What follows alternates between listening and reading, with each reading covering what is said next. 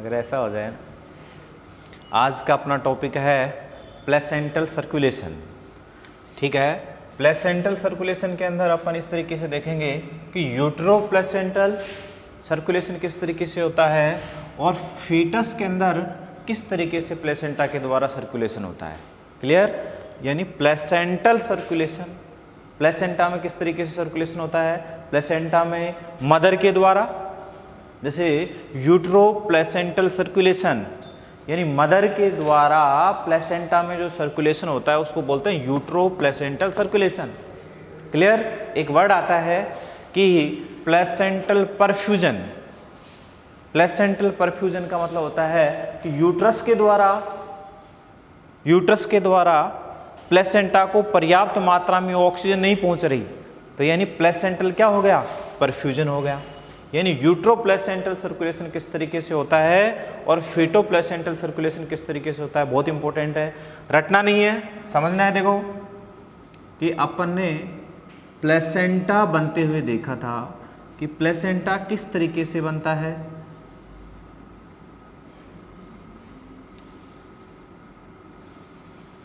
इस तरीके से अपन ने देखा था कि एक साइड में कौन सी प्लेट होती है, बेसल प्लेट, और एक साइड के अंदर कोरियोनिक प्लेट।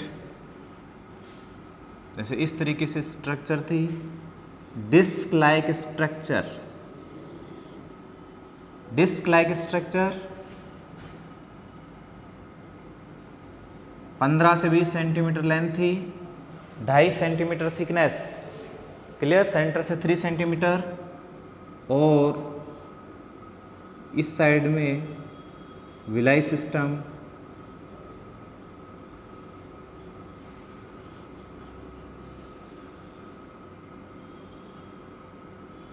और यहाँ से अम्लाइकल कोड।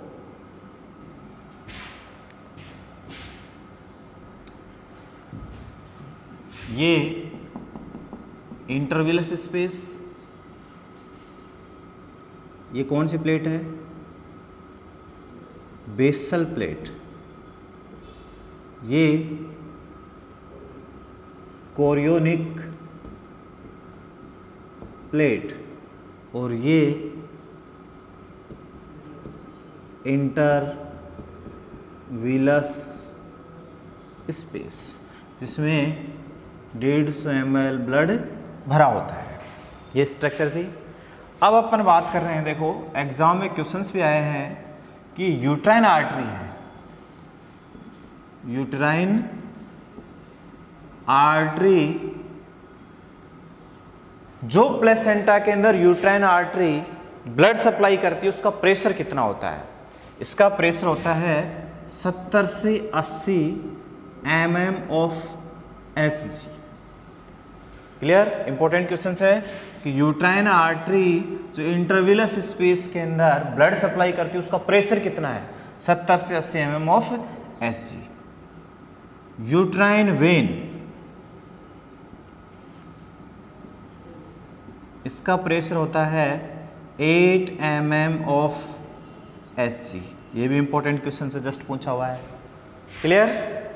अब इस साइड के अंदर जो इंटरविलस स्पेस है, यहाँ पर कॉन्ट्रैक्शन और रिलैक्सेशन। कॉन्ट्रैक्शन का प्रेशर होता है 30 to 50 mm ऑफ Hg, और रिलैक्सेशन का होता है 10 से 15 mm ऑफ Hg। क्लियर? सब अलग अलग याद रखना आपको।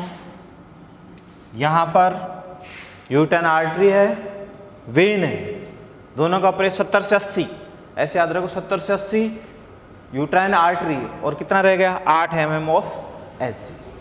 अब यहाँ से इस साइड में बात करें अपन, यहाँ पर क्या जुड़ी हुई है, अम्लाइकल कोड। थोड़ा सा अपन अम्लाइकल कोड के बारे में देखेंगे कि जो अम्लाइकल कोड होती है इसके अंदर क्या होता है, स्टार्टिंग के अंदर 2 आर्टरीज होती हैं और 2E क्या होती हैं, वेन होती हैं। लेकिन after 4 month of pregnancy right umbilical vein is disappear। Williams का लास्ट टाइम का क्वेश्चन है कि कौन सी अम्लाइकल वेन डिसअपियर हो जाती है, राइट, यानी कौन सी बच जाती है, लेफ्ट, यानी आफ्टर 4 month 2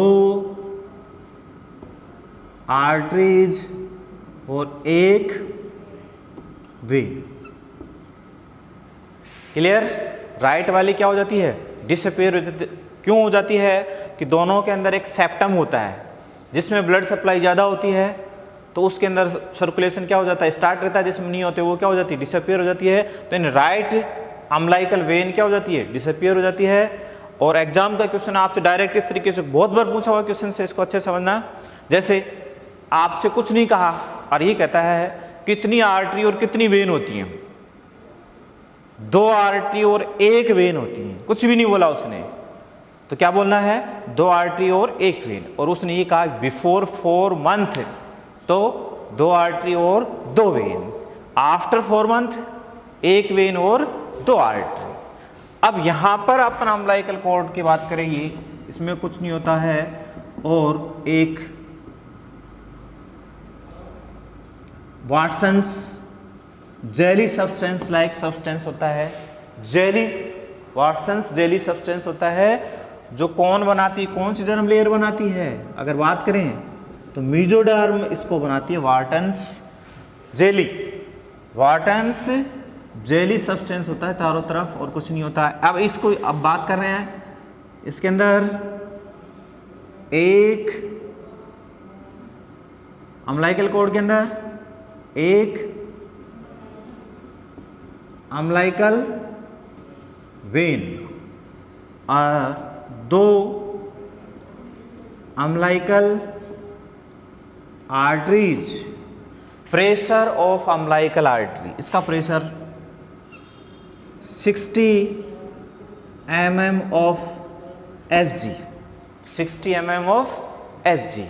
और अम्लाइकल वेन का प्रेशर 10 mm ऑफ Sg। बहुत सारे हो गए, कंफ्यूज हो जाएंगे, एग्जाम में पूछे हुए क्वेश्चन हैं, इसलिए कंसंट्रेट करना है। अम्लाइकल आर्टरी है जो प्रेशर के साथ में डीऑक्सीजनेटेड ब्लड फीटस से लेकर के कहाँ आती है, प्लेसेंटा के अंदर, तो उसका प्रेशर ज्यादा होगा, कितना होगा, 60 mm ऑफ Hg। क्लियर। और umbilical when oxygenated blood placenta से लेकर कहाँ जाती है, फीटस के अंदर, तो इसका प्रेशर कितना हुआ, 10 mm ऑफ Hg। फीटस के अंदर हमेशा मिक्स तरीके से सर्कुलेशन होता है, मिक्स यानी ऑक्सीजन जा रहा है, तो ऑक्सीजन की मात्रा की बात करें तो प्रेशर 50 से 60% प्रेशर ऑफ O2 किसमें होता है, अम्लाइकल आर्टरी के अंदर, और 70 से 80% प्रेशर ऑफ O2 किसमें होता है, अम्लाइकल वेन के अंदर। यानी दोनों के अंदर मिक्स तरीके से सर्कुलेशन होगा। ज्यादा ऑक्सीजनेटेड किस में रहेगा, अम्लाइकल वेन के अंदर, कितना, 70 से 80%, 100% नहीं, और यहाँ पर 50 से 60%। अब इंपॉर्टेंट क्वेश्चन है कि यूट्रोप्लेसेंटल सर्कुलेशन पर मिनट कितना होता है और फीटोप्लेसेंटल सर्कुलेशन पर मिनट कितना होता है। क्लियर।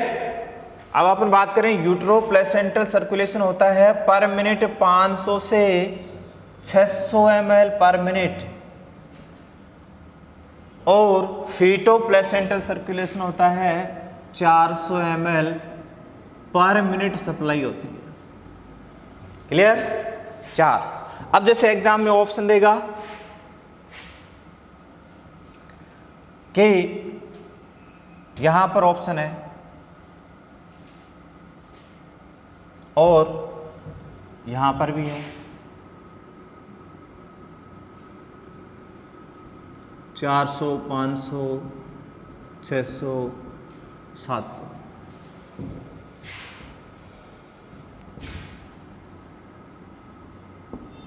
300, यहाँ पर 500, 600, 700, 800। 500 से 600 होता है, 500 भी है और 600 भी है। किसको टिक करोगे? 500। क्लियर? अब यहां पर अगर अपन बात करें 400 से 500 होती है और यहां 500 से 600 होती है, तो यहां पर किसको टिक करेंगे? 400। इसलिए मैंने एक वर्ड और नहीं लिया, मैं यूं कहता 400 से 500 होती है और कंफ्यूज हो जाओगे। आप 500 को टिक लगा सकते हो, 400 से 500, यानी इसको तो आपको क्या करना है? 400 और इसको 500। क्लियर? हाईएस्ट वैल्यू की बात करें तो यहां 600 तक जाता है और यहां 500 तक पर मिनट सप्लाई होती है, लेकिन अपने को लोवेस्ट वैल्यू रखनी है। 400 से 500 होती है तो 400 और यह 500 से 600 होती है तो 500। एग्जाम के क्वेश्चन से दोनों के दोनों। क्लियर? अब ये प्रेशर आपको याद रखने, यूट्राइन आर्टरी का कितना है, यूट्राइन वेन का कितना है, अम्लाइकल वेन का प्रेशर कितना है और अम्लाइकल आर्टरी का प्रेशर कितना है। क्लियर? यानी यूट्रो प्लेसेंटल सर्कुलेशन और फीटो प्लेसेंटल सर्कुलेशन, इस तरीके से सप्लाई होती है। अब यहां पर एक साइड के अंदर तो क्या है? मैटरनल साइड है, ये मैटरनल साइड है। क्लियर? ये फीटल साइड है और इस साइड में किसका डेवलप होगा? फीटस का। तो अब देखेंगे अपन कि किस तरीके से प्लेसेंटा और फीटस के बीच से अम्लाइकल कोड निकलती है, किस तरीके से। क्लियर? नेक्स्ट टॉपिक है अपना प्लेसेंटल एबनॉर्मलिटी। एबनॉर्मलिटी को पढ़ने से पहले सबसे पहले तो अपन ये देखेंगे कि प्लेसेंटा किस तरीके से, प्लेसेंटा से अम्लाइकल कोड किस तरीके से निकलती है। तो सबसे पहले अगर अपन देखें तो एक साइड के अंदर जैसे ये क्या है? प्लेसेंटा है, ये क्या है? प्लेसेंटा। और इस साइड के अंदर क्या है? फीटस है। अर्ली प्रेगनेंसी की बात कर रहे हैं अपन, अर्ली से अर्ली की बात करें तो अर्ली प्रेगनेंसी के अंदर ये इस साइड के अंदर प्लेसेंटा है, तो ये मैटरनल साइड के अंदर है, तो इधर इस प्लेसेंटा को ऑक्सीजन वगैरह चाहिए, ग्लूकोज वगैरह चाहिए, तो कहां से लेगा? मदर से। लेकिन फीटस इधर है, अम्लाइकल कोड बनी नहीं, प्लेसेंटा भी बना नहीं अच्छे से, तो अब ये किससे लेगा? तो ये दोनों के दोनों इस कंडीशंस में इसको ये डिफ्यूजन के थ्रू लेंगे और इसको बोलते हैं रिमानेंट, नाल पुट्टी का अवशेष बोलते हैं जिसको, रिमानेंट। अर्ली प्रेगनेंसी किससे लेगा? रिमानेंट से लेगा। यानी कि यहां से प्लेसेंटल साइड है और यहां से फीटस है, तो ये फीटस क्या करेगा? डिफ्यूजन के थ्रू यहां से ग्लूकोज वगैरह, ऑक्सीजन वगैरह ले लेगा। अब धीरे धीरे यहां पर ये प्लेसेंटल साइट है, प्लेसेंटल साइट से इस साइड बनता है एलेंटोइस। क्लियर? अर्ली प्रेगनेंसी और बात करें अपन, जैसे ये तो ब्लास्टोसिस्ट था, डिफरेंशिएट हो रहा था, आगे बढ़ रहा था, तो रिमानेंट से ले रहा था, फिर उसके बाद में क्या बनता है? एलेंटोइस से। अब किससे लेगा ऑक्सीजन? एलेंटोइस से लेगा। ये फीटस इस साइड में क्या है? फीटस है, फीटस को ऑक्सीजन न्यूट्रिएंट अब किससे लेगा? एलेंटोइस से। ये क्या है? स्टाल्क है, योक सैक। क्लियर? अब धीरे धीरे एलेंटोइस तो कम होता हुआ चलेगा, एलेंटोइस तो क्या हो जाएगा? कम हो जाएगा, और स्टाल्क से यानी योक सैक से क्या निकलेगा? Umbilical code. अम्लाइकल कोड बढ़ती रहेगी और इधर क्या है? फीटस है। यानी कि स्टाल्क से या योक सैक से क्या निकलती है? Umbilical code. और बाद में फीटस ऑक्सीजन वगैरह, ग्लूकोज वगैरह किससे लेगा? अम्लाइकल कोड से लेगा।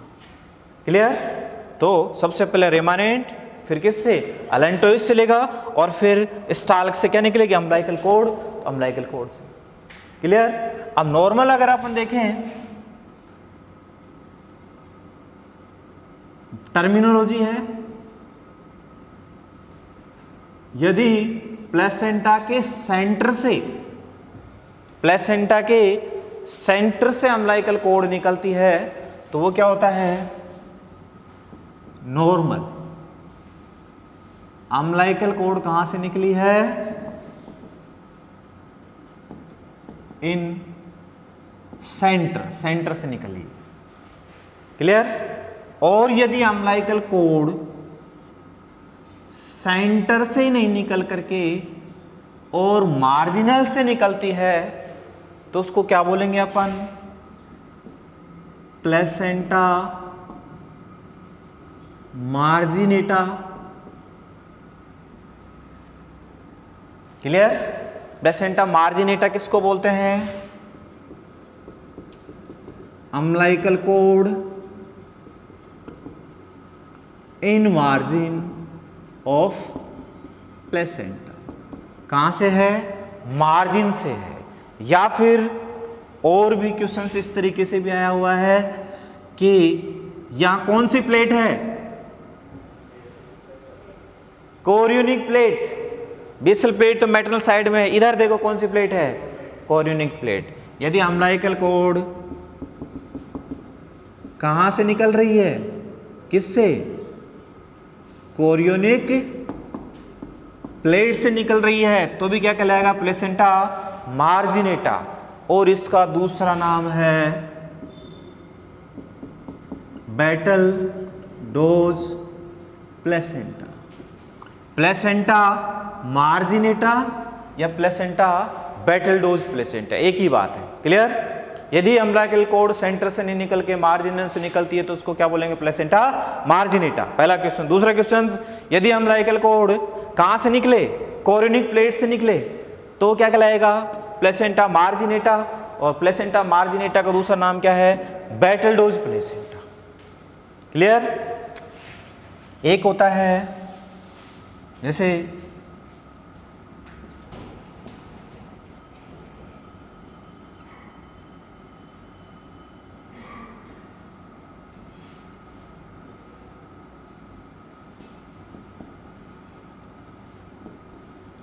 फुरकेट।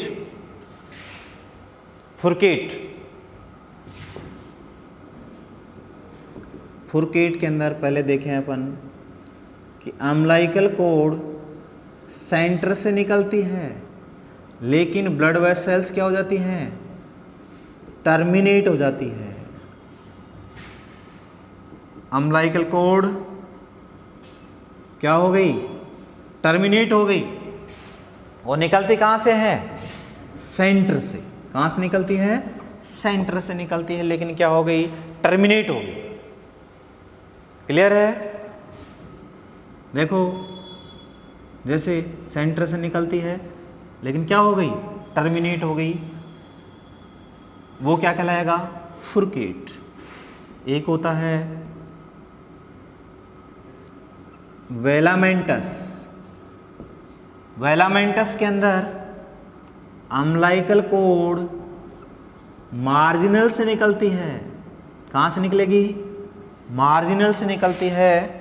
कहां से निकलेगी? मार्जिन से निकलेगी। बट ब्लड वेसल्स क्या हो जाएंगी?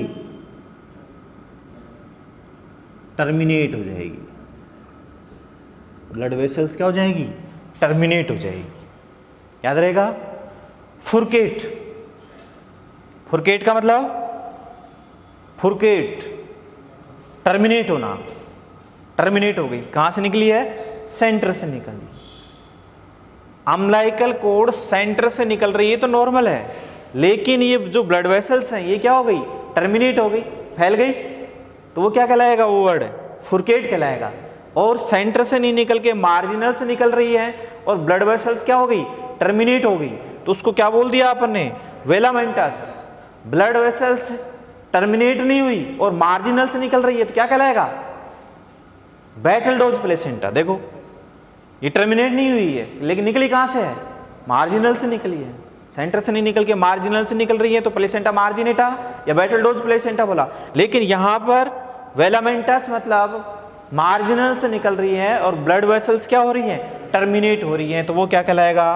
वेलामेंटस। क्लियर? एक होता है स्पूरिया। स्पूरिया की बात करें अपन,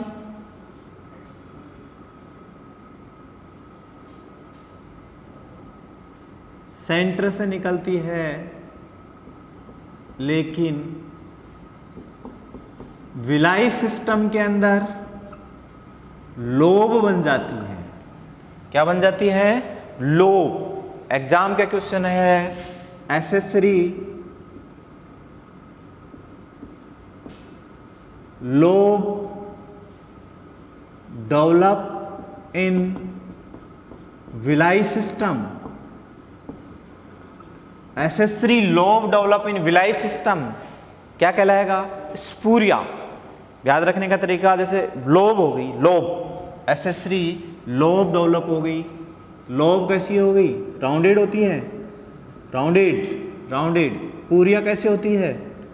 छोटी छोटी पूरियां। स्पूरिया यानी पूरिया डेवलप हो गई, यानी लोब डेवलप हो गई, तो क्या कहलाएगा? स्पूरिया।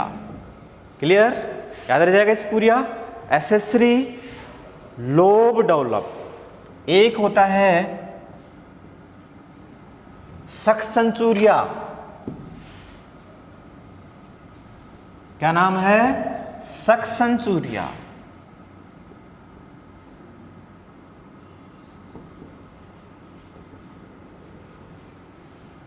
सक्सेंचुरिया, इसके अंदर accessory organ develop, accessory organ develop, यानी एक्स्ट्रा प्लेसेंटल साइट। यानी जैसे प्लेसेंटा की लेंथ कितनी हो गई? कितनी होती है? 15 से 20 सेंटीमीटर। और अब यहां से ये लेंथ बढ़ गई, लेंथ बढ़ गई, एक्स्ट्रा प्लेसेंटल साइट बोल दिया अपन ने, या फिर एसेसरी ऑर्गन डेवलप हुआ तो उसको क्या बोल दिया अपन ने? स्पूरिया। एक होता है सरकम वेलेट प्लेसेंटा या डबल बैक प्लेसेंटा। इसमें क्या होता है कि कोरियोनिक प्लेट, इस साइड में कौन सी है? कोरियोनिक प्लेट, तो यानी कि डबल बन जाती है। कोरियोनिक प्लेट क्या हो गई? 2 बार बन गई, 2 बार कोरियोनिक प्लेट बन गई। डबल बैक प्लेसेंटा या फिर सरकम वेलेट प्लेसेंटा। याद रहेगा, सरकम वेलेट प्लेसेंटा या डबल बैक प्लेसेंटा। इस कंडीशंस के अंदर क्या होती है कि कोरियोनिक प्लेट 2 बार बन जाती है, डबल बार। पॉलीहाइड्रोएमनियंस की कंडीशंस है, यहाँ पर डिफ्यूजन नहीं होगा इस साइड के अंदर, क्योंकि कोरियोनिक प्लेट क्या कितनी बार बन गई? 2 बार बन गई। तो कई एबनॉर्मलिटी में पढ़ेंगे अपन। पॉलीहाइड्रोएमनियंस का कारण क्या है? सरकमवेलेट टाइप का प्लेसेंटा है तो पॉलीहाइड्रोएमनियंस की कंडीशंस होगी। यानी पॉलीहाइड्रोएमनियंस या सरकमवेलेट प्लेसेंटा का मतलब है double back placenta. Double back का मतलब है कि कोरियोनिक प्लेट कितनी बार बन गई? 2 बार। एक वर्ड है वासा previa.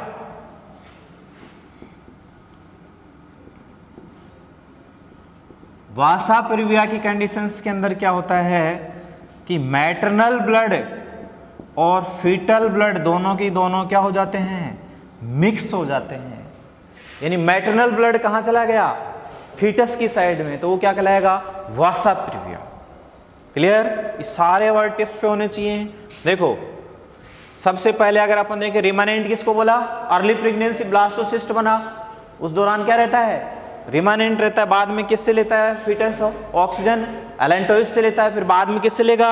Umbilical code. Umbilical code किससे निकलती है? एग्जाम का क्वेश्चन है। योग सेक्स से, स्टाल्क से निकलती है। प्लेसेंटा कहाँ से निकलता है? प्लेसेंटा के अम्लाइकल कोड कहाँ से निकलती है? सेंटर से निकलती है। सेंटर से नहीं निकल करके और अम्लाइकल कोड मार्जिनल से निकलती है, तो क्या बोलेंगे अपन? प्लेसेंटा मार्जिनेटा या फिर प्लेसेंटा मार्जिनेटा या double battledore placenta. Placenta marginata या बैटल डोज प्लेसेंटा बोलेंगे उसको अपन। फुरकेट, अम्लाइकल कोड सेंटर से निकलती है लेकिन टर्मिनेट होगी। वेलामेंटस, अम्लाइकल कोड मार्जिनल से निकलती है लेकिन ब्लड वेसल्स क्या हो गई, टर्मिनेट हो गई। Spuria accessory lobe develop, succenturiata accessory organ develop, और सर्कमवेलेट प्लेसेंटा है डबल बैक प्लेसेंटा, मतलब कोरियोनिक प्लेट क्या हो गई, डबल हो गई। और वासा प्रिविया मतलब है कि दोनों ब्लड क्या हो गई, मिक्स हो गई प्लेसेंटा के अंदर, क्योंकि प्लेसेंटा के अंदर एक साइड में क्या रहता है, मैटरनल ब्लड भरा होता है, और मैटरनल ब्लड से इंटरविलस स्पेस में रहता है, और इंटरविलस स्पेस पे फीटस को जो भी चाहिए किसके थ्रू लेगा, डिफ्यूजन के थ्रू लेगा। अगर दोनों की दोनों ब्लड मिक्स हो गए तो वो क्या कहलाएगा, वासा प्रिविया। यानी विलाई सिस्टम, एक साइड विलाई है, अब इंटरविलस स्पेस में मैटरनल ब्लड विलाई सिस्टम में आ गया तो क्या कहलाएगा, वासा प्रिविया। क्लियर? ओके।